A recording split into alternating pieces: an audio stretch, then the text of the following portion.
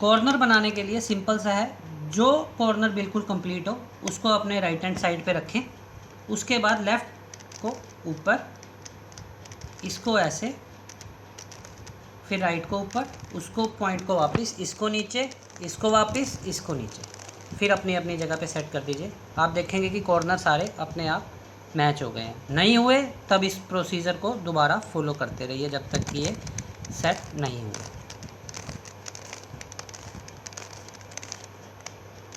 अब देखिए अभी भी सेट नहीं हुए।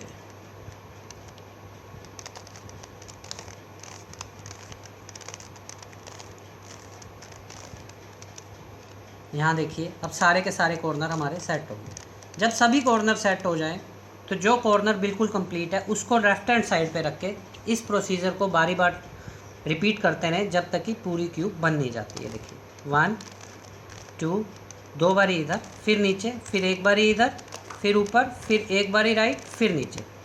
क्यूब को नहीं छेड़ना है। फिर ऊपर 2 बारी इधर, नीचे एक बारी इधर, ऊपर एक बारी इधर, नीचे।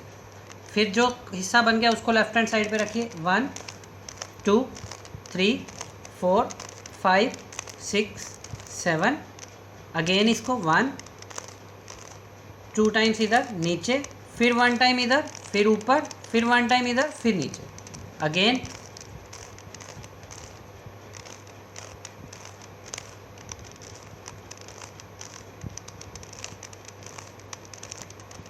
ये देखिए, इससे क्या हुआ, आपकी पूरी क्यूब कंप्लीट हो गई। That's it.